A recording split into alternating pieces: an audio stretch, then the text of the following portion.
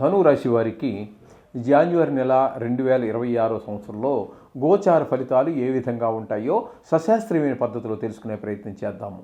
ఇందులో నా పైత్యం కానీ నా భావనలు కానీ ఏమి ఉండవండి. శాస్త్రం ఎంతవరకు చెప్పిందో అంతవరకు చెప్పడం జరుగుతుంది. అయితే ముఖ్యంగా మీరు ఈ గోచార ఫలితాలన్నీ ప్రతి మనిషికి కూడా జిజ్ఞాస ఉంటుంది. ఎందుకంటే జరిగిపోయిన దాని గురించి అందరికీ తెలుసు, జరుగుతున్నది ఏం జరుగుతుందో తెలుసు, ఇంకా జరగబోయే దాని గురించి తెలుసుకోవాలనేటటువంటి జిజ్ఞాస ఉంటుంది. కాబట్టి అది దాని గురించే ఈ ప్రయత్నం. అయితే ఇటువంటి వారు ముఖ్యంగా గోచారం వినండి, కాదంటలేదు, కానీ ముఖ్యంగా ఈ తాపత్రయం ఉన్నటువంటి వాళ్ళు ఇది తెలుసుకోవాలి, ఏం జరుగుతోంది, ఏం జరగబోతోంది అని అనుకునే వారికి కంపల్సరీగా వ్యక్తిగత జాతకం రాయించుకోండి. నోటితో చెప్పించుకున్నారనుకోండి, 2 నెలలకో 3 నెలలకో 6 నెలలకో మీరు మర్చిపోతారు. మీకు చెప్పింది నేను అరగంటకే మర్చిపోతాను. అంచేత అలా కాదు, రాయించుకోండి. డబ్బులు ఎక్కువైనా పర్లేదు, మీ జీవితం అంతా ఎలా జరగబోతుంది అనేటటువంటిది మనకి ఏ సమయం మనకు అనుకూలమైన ఫలితాలు వస్తాయి, ఏ సమయంలో మనకి అనుకూలమైన ఫలితాలు కావు అనేటువంటి స్పష్టంగా తెలియాలి అంటే 100% సూచిస్తూ ఉంటుంది.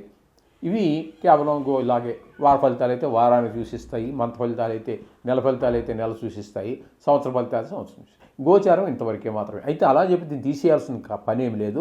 దీనికి ఉండే ప్రాముఖ్యత దీనికి ఉన్నది. మన జాతకానికి దీన్ని అనుసంధానం చేసుకుని చూసుకోవాల్సి ఉంటుంది. ఓకే, ఆ జాతకం రాయటం కూడా మా దగ్గర సౌకర్యం ఉన్నది. మీకు ఎవరన్నా ఇంట్రెస్ట్ ఉన్నవారు ఉన్నట్టయితే, తెలుసుకోవాలని జిజ్ఞాస ఉన్నట్టయితే, అది సశాస్త్రీయంగా మాత్రమే. మా ఇష్టం వచ్చింది ఏదో రాసి ఇచ్చే శక్తి ఉండదండి మా దగ్గర. ఓకే, మమ్మల్ని సంప్రదించవచ్చు. ఇక్కడ ఈ ధనురాశి వారికి ధనురాశిలోనే 4 గ్రహాల యొక్క సంచారం జరుగుతోంది. శుక్రుడు, రవి, కుజ, బుధ 4 గ్రహాల సంచారం జరుగుతోంది. ఇవన్నీ నెల 15 రోజుల లోపల ఉండేటటువంటివే. ఇవన్నీ కూడా పూర్తిగా ఈ నెలంతా కూడా ఉండట్లేదు. కొన్ని గ్రహాలు 4 గ్రహాలు కూడా ఇంచుమించుగా ఒకరోజు అటు ఇటులో సంక్రమణం చెంది మకరంలోకి ప్రవేశిస్తూ ఉన్నాయి. అక్కడ ఏ ఫలితాలు ఇస్తాయి, జన్మంలో అంటే ధనుస్సులో ఉన్నప్పుడు ఏ ఫలితాలు ఇస్తాయి, ద్వితీయ స్థానంలో ఉన్నప్పుడు ఏ ఫలితాలు ఇస్తాయి అనేది మనం ఇప్పుడు తెలుసుకునే ప్రయత్నం చేద్దాము. మొదటగా శుక్రగ్రహం గురించి తెలుసుకుందాం. జన్మంలో శుక్రుడు 12 రోజుల పాటు ఉన్నాడు. అంటే ధనురాశిలోనే 12 రోజులు ఉంటారు ఆయన. ఆ 12 రోజులు శుభప్రదమైనటువంటి ఫలితాలు, మంచి ఆహ్లాదకరమైనటువంటి వాతావరణం, మంచి ఆలోచనలు, ఇంకోటి శుక్ర ప్రభావం ఎక్కువగా ఉన్నటువంటి వాళ్ళు ఎవరైనా ఉన్నట్టయితే వాళ్ళు ఏంటంటే ఎప్పుడు ఎవర్ గ్రీన్లా ఉంటారు.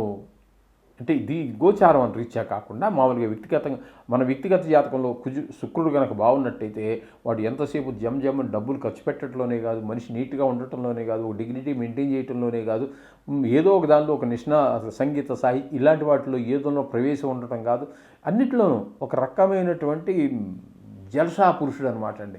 ఆ విధంగా ఉంటుంటే శుక్రుడు యొక్క ప్రభావం వల్ల ఇక్కడ జన్మంలో ఉండటం వల్ల మంచి ఆలోచనలు, మంచి ప్రవర్తన, చక్కగా చూడడానికి చక్కగా ఉండటం ఇవన్నీ ఉంటాయి. అలాగే 12 రోజులు మాత్రం తదుపరి మకరంలో అంటే ద్వితీయ స్థానంలో ప్రవేశించి అక్కడ నెలాఖరు వరకు ఉంటారు. ద్వితీయ స్థానంలో కూడా ఆయన అక్కడ డబ్బులకు లోటు రానివ్వరు, కుటుంబంలో ఆహ్లాదకరమైన పరిస్థితి ఉంటుంది, మాట తీరు బాగుంటుంది, ఇవన్నీ కూడా చక్కగా ఉంటుంది. అంటే శుక్రుడు పూర్తిగా నెల రోజులు అనుకూలమైన ఫలితాలని ఇస్తూ ఉన్నారు. ఇక రవి దగ్గరికి వచ్చినట్టయితే రవి 14వ తారీఖు వరకు జన్మంలో ఉంటున్నారు. జన్మంలో ఉన్నప్పుడు కొంచెం మనకి ఇబ్బందికరమైనటువంటి పరిస్థితులు ఉంటాయి, ప్రవర్తన కొంచెం బాగుండదు, కొంచెం దుష్ట ఆలోచనలు అవి ఎక్కువ వచ్చేటువంటి పరిస్థితి ఉంటుంది. ఈ విధంగా ఉంటుంది తనుభావం. కాబట్టి కాస్త అనారోగ్యం కూడా చూపించవచ్చు. ఇక 2వ స్థానంలో 15వ తారీఖు నుంచి నెలాఖరు వరకు ద్వితీయ స్థానంలో అక్కడ కొంచెం ధనానికి ఇబ్బంది ఉంటుంది, మాటలో కఠినత్వం ఉంటుంది, కుటుంబంలో కూడా కొంచెం ఇబ్బందికరమైన పరిస్థితులన్నీ ఏర్పరిచే ప్రయత్నం రవి చేస్తూ ఉన్నారు. ఇక కుజుని యొక్క ప్రవర్తన ఆయన యొక్క నడవడి చూసినట్టయితే ఆయన జన్మంలోనే సంచారం చేస్తూ ఉన్నారు. జన్మంలో 15 రోజులు అనుకూలమైన పరిస్థితులు ఉండవు. ఈయన కూడా కోపం ఎక్కువ, అలాగే ప్రవర్తనలో కొంచెం తేడా ఉంటుంది, మాటలో తేడా ఉంటుంది. అట్లా ఈ విధమైనటువంటి ఫలితాలన్నీ కూడా కుజుడు జన్మంలో ఉన్నప్పుడు ఇస్తాడు. ద్వితీయంలో సంచారం అంటే 16వ తారీఖు నుంచి సంక్రమణం చెంది మకరానికి వెళ్తారు. వెళ్ళి అక్కడి నుంచి నెలాఖరు వరకు అక్కడే ఉంటారు. ఆయన ద్వితీయంలో కూడా కుటుంబంలో ఆహ్లాదకరమైన పరిస్థితి ఉండదు, కొంచెం ధనానికి ఇబ్బంది పెట్టేటువంటి పరిస్థితి అంతా ఉంటుంది, మాటలో కూడా కొంచెం కఠినత్వం కూడా కనబడుతూ ఉంటుంది. ఇక బుధుని యొక్క సంచారం కనుక మనం తీసుకున్నట్టయితే 17వ తారీఖు వరకు జన్మంలో ఉంటారు. జన్మంలో మంచి ఫలితములు ఇవ్వజాలరు ఆయన చెడు ఆలోచనలు, చెడు ప్రవర్తన ఇట్లా ఉంటుంది. ఇక ద్వితీయంలో అయినటువంటి మకరంలోకి 18వ తారీఖు నుంచి నెలాఖరు వరకు, అంటే 18, 19, 23, అదొక 11, 14 రోజుల పాటు మీరు అక్కడ ద్వితీయంలో సంచారం, అది కొంచెం యోగకారకమే అవుతున్నది. ఏ విధంగా అంటే ఆయన కూడా ధనానికి లోటు లేకుండా, వీళ్ళిద్దరూ రవి కుజులు ధనానికి లోటు వచ్చేలా చేస్తుంటే, ఇక్కడ బుధుడు మళ్ళీ ఇక్కడ ధనానికి లోటు లేకుండా ఉండే ప్రయత్నం చేస్తారు.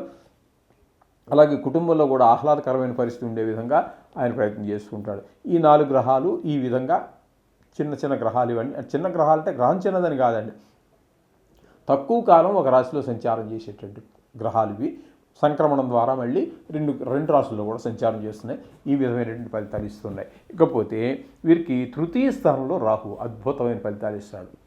తెలిసిన వాళ్ళు తెలియని వాళ్ళు అందరూ కూడా ఇంట్లోనూ బయట ఉద్యోగ స్థలాల్లో వ్యాపార స్థలాల్లో కొన్ని సందర్భాల్లో తెలియని వాళ్ళు అసలు మనకు తెలిసి ఉంటారు, కానీ ఏదో విధంగా అడ్డుపడుతుంటాడు మన అవసరాలకు తగినట్టుగా. ఆ విధమైనటువంటి పరిస్థితి అంతా కూడా రాహువు తృతీయ స్థాన చలనం వల్ల కలుగుతూ ఉంటుంది.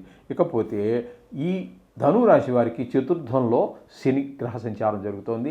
దీన్ని అర్ధాష్టమ, 4 అంటే అష్టమ అంటే 8, అర్ధ అష్టమ అంటే సగం, 8లో సగం 4.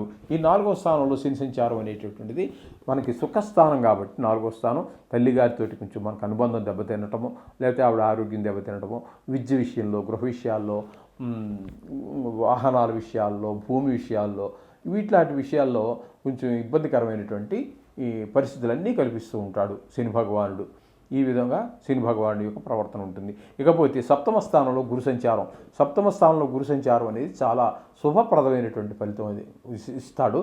ఏంటంటే అవివాహితులు ఎవరైతే ఉన్నారో వారికి పెళ్లి కుదరటం కానీ, లేకపోతే పెళ్లి జరగటం కానీ జరిగేటువంటి అవకాశంగా మనకి జ్యోతిష శాస్త్రం చెప్తోంది. సప్తమ స్థానంలో గోచార గురువు సంచరించే కాలం, ఆ విధమైన పరిస్థితి ఉంటుంది. అలాగే ఒకవేళ పెళ్ళి అయిపోయి ఉన్నట్టయితే ఆల్రెడీ అక్కడ మీకు భార్యతో అన్యోన్యత పెరుగుతుంది. అలాగే జాయింట్ వ్యాపారస్తుల మధ్యన కూడా ఏకాభిప్రాయం ఏర్పడుతుంది. ఈ విధమైన ఫలితాలన్నీ సప్తమ స్థానంలో ఉన్నటువంటి గురువుగారు ప్రసాదిస్తూ ఉన్నారు. ఇకపోతే భాగ్యస్థానంలో కేతు సంచారం అనేటటువంటిది కొంచెం ఇబ్బందికరమైన, తండ్రి గారి విషయంలోనూ లేదా ఆ వయసు వారి ఇంట్లో, మన ఇంట్లో పెద్దవారు ఎవరైతే ఉన్నారో వాళ్ళ ఆరోగ్య విషయంలో కొంచెం ఇబ్బంది పడాల్సిన పరిస్థితి ఉంటుంది. అలాగే దేవుడికి గుళ్ళు గోపురాలు ఇవన్నీ ఏమీ మనకు పెద్దగా వాటి దగ్గరికి వెళ్ళి కొంత టైము గడుపుదాము దేవుడి గుళ్ళో అనేటువంటి అవకాశం కూడా ఇవ్వనటువంటి పరిస్థితి అంతా కల్పిస్తూ ఉంటారు కేతు భాగ్యస్థానంలో ఉండి.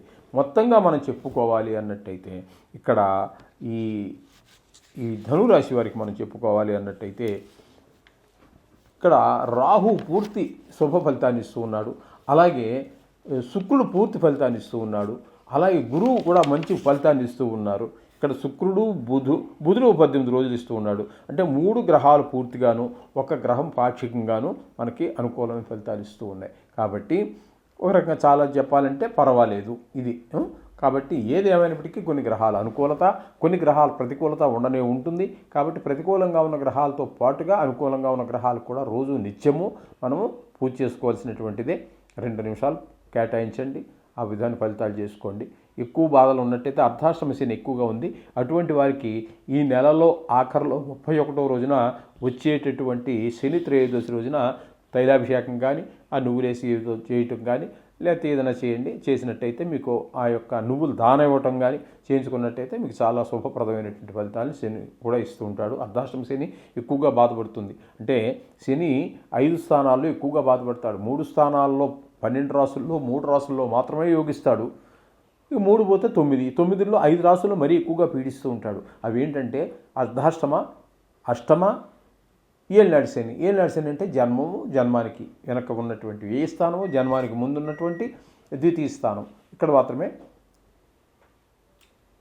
ఇబ్బంది పెడుతూ ఉంటాడు, గట్టిగా ఇబ్బంది పెడుతూ ఉంటాడు. కాబట్టి శని ప్రభావం కొంచెం ఎక్కువగా ఉండే పరిస్థితులు కనిపిస్తున్నాయి. కాబట్టి అవి చేయండి. అలాగే రవి కూడా ఇక్కడ ఈ 2 స్థానాల్లో అనుకూలమైన ఫలితం లేదు. కాబట్టి ఇక్కడ మీరేం చేస్తారంటే ఈ 2 స్థానాల్లో రవి బాగలేడు కాబట్టి 25వ తారీఖున వచ్చేటటువంటి రథసప్తమి అది పూర్తిగా సూర్యభగవానుడికి సంబంధించినది.